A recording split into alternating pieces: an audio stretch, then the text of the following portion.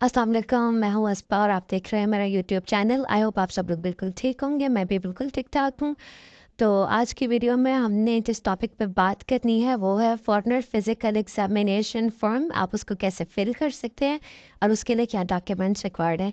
Keep in mind कि ये CSC पे अप्लाई करने के लिए जो डॉक्यूमेंट्स की लिस्ट है उसमें ये एक मोस्ट इम्पॉर्टेंट डॉक्यूमेंट है जिसके बगैर आप अपनी एप्लीकेशन सबमिट नहीं करवा सकते। तो अगर अभी तक आपने मेरी पिछली वीडियो नहीं देखी जिसमें सीएससी के लिए रिक्वायर्ड डॉक्यूमेंट्स एक्सप्लेन किए हुए हैं तो मैं उसका लिंक इस वीडियो में अटैच कर दूंगी, आप जाके वो वीडियो देख सकते हैं। तो foreigner physical examination form fill करने के लिए सबसे पहले आपने अपना वेब ब्राउज़र खोल लेना है और वहाँ पे टाइप करना है foreigner physical examination form China. तो इसके ऊपर सबसे पहली एक वेबसाइट आ जाती है visa4china.cn। ये ऑफिशियल वेबसाइट है, आपने इस पर क्लिक करना है और उसके बाद यहाँ पे आपको एक ऑप्शन नज़र आ रही है फॉरेनर फिजिकल एग्जामिनेशन फॉर्म की। यहाँ से आपने क्लिक कर लेना है उसको डाउनलोड करने के लिए। तो यहाँ पे आप देख सकते हैं मेरे पास एक पीडीएफ की फ़ाइल ओपन हो गई है। इस फाइल में अगर आप देखें तो उसमें क्या चीज़ें रिक्वायर्ड हैं। सबसे पहली बात है कि इस फॉर्म को फिल करने के लिए आपकी सारी details as per your passport होनी चाहिए। फॉर एग्जांपल आपका नेम, आपका जेंडर, आपका date of birth and then आपका मेलिंग एड्रेस, आपकी नेशनलिटी, आपकी बर्थ प्लेस, ये सब चीज़ें एज़ पर योर पासपोर्ट होनी चाहिए। तो यहाँ पे इस सेक्शन में आप अपना नेम लिखेंगे, यहाँ पे आपका जेंडर मेल और फीमेल, फिर आप अपना डेट ऑफ बर्थ, देन आपका मेलिंग एड्रेस और उसके बाद आपकी नेशनैलिटी। फॉर एग्जांपल आप पाकिस्तान से हैं तो आप यहाँ पे पाकिस्तानी लिखेंगे। बर्थ प्लेस, आप जिस भी सिटी में आपकी बर्थ हुई थी वो सिटी एंड देन आपका ब्लड टाइप। यहाँ पे आपने इस सेक्शन में अपनी फ़ोटो लगानी है, पासपोर्ट साइज़ आपकी फ़ोटो होनी चाहिए और वो आपने स्टैम्प करवानी है। वो स्टैम्प आपने कहाँ से करवानी है इस पे हम आगे बात करते हैं। उसके बाद यहाँ पे एक सेक्शन है have you ever had any of the following disease. Ideally इसका आंसर नो होना चाहिए क्योंकि अगर आप येस करेंगे तो फिर उसके साथ आपको अपनी रिपोर्ट्स जो हैं वो अटैच करनी पड़ेंगी या फिर आपको अगर आपने अपनी वैक्सीनेशन करवाई है तो आपको उसकी रिपोर्ट्स पे अटैच करनी पड़ेंगी, ठीक है। तो यहाँ पे आइडियली इसका आंसर नो होना चाहिए कि हेल्दी बॉडी में ये सारी चीज़ें नो होती हैं, ठीक है। अगर आप चाहें तो आप ये ख़ुद भी फिल कर सकते हैं, अदरवाइज़ आप किसी फिजिशियन से करवाएं तो वो बहुत बेहतर है।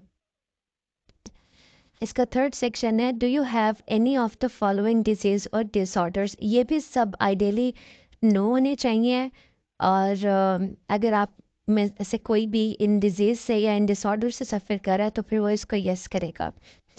इसके बाद इसका सेक्शन फोर्थ है जहाँ पे आपने अपनी हाइट मेंशन करनी है सेंटीमीटर्स में, देन आपका वेट, आपका ब्लड प्रेशर, देन आपकी डेवलपमेंट ये नॉर्मल होनी चाहिए, नरिशमेंट भी नॉर्मल, नेक भी नॉर्मल, देन आपने अपना विजन मतलब अपनी आई साइट लेफ्ट टू राइट वाली फिर करेक्टेड विजन, देन आपकी आइज़ भी नॉर्मल, कलर सेंस नॉर्मल, मतलब ये जितने सेक्शंस हैं ये फिर उसके बाद नॉर्मल होने चाहिए। जब आप किसी फिजिशियन से इसको फिल करवाएंगे तो उसको बेहतर पता होता है कि इसको किस तरह से फिल करना है या किस सेक्शन में क्या लिखना है।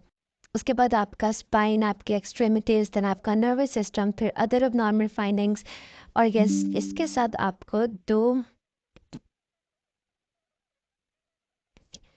साथ आपको दो जो है वो अपने टेस्ट, दो रिपोर्ट्स आपको अटैच करनी है जो कि करवाना मस्ट है। एक आपका चेस्ट एक्सरे है और दूसरा आपका एक ब्लड टेस्ट है।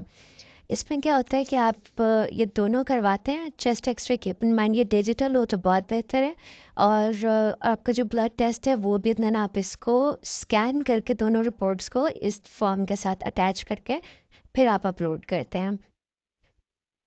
आफ्टर दैट यहाँ पे एक और सेक्शन है none of the following diseases of disorders found during the present examination. ठीक है, अगर आपकी रिपोर्ट्स बिल्कुल ठीक है, आपका ब्लड टेस्ट बिल्कुल ठीक है तो ये सारे जो हैं वो टिक मार्क चेक मार्क हो जाएंगे कि जी एग्जामिनेशन जब आपका किया गया, जब आपका मेडिकल हुआ उसके जो रिजल्ट्स आए उसमें से ये चीज़ें, ये फाइंडिंग्स नहीं थी, राइट। उसके बाद लास्ट सेक्शन है सजेशंस का। यहाँ पे आपका फिजिशियन लिखेगा कि आप लोग मेडिकली फिट हैं और आप ट्रैवल कर सकते हैं और उसके बाद यहाँ पे वो अपनी ऑफिशियल स्टैम्प लगाएगा। देन आपके फिजिशियन के सिग्नेचर्स होंगे और फिर यहाँ पे जिस डेट पे ये सब हुआ है वो डेट पुट की जाएगी।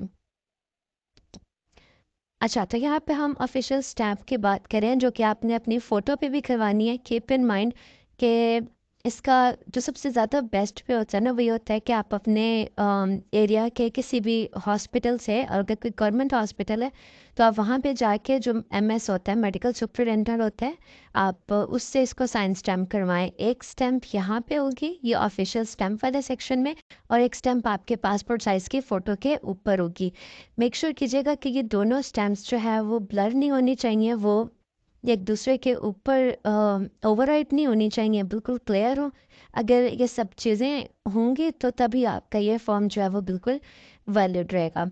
और एक लास्ट चीज़ जो कि ये है कि आपको इसके साथ, इस मेडिकल के साथ कौन से डॉक्यूमेंट्स लेके जाने की ज़रूरत है, तो वो आपका ओरिजिनल पासपोर्ट और पासपोर्ट की कॉपी, प्लस आप जो अपनी एप्लीकेशन सबमिट करवा रहे हैं, अगर उस एप्लीकेशन का फॉर्म आपके पास हो तो आप वो भी इसके साथ लगा सकते हैं। जस्ट इन केस अगर आपका फिजिशियन है, आपका डॉक्टर, एमएस जो भी है, वो आपसे डिमांड कर लेता है, तो आपके पास वो डॉक्यूमेंट्स होने चाहिए ताकि आप किसी भी तरह के डिले से बच सकें। So that's it for today.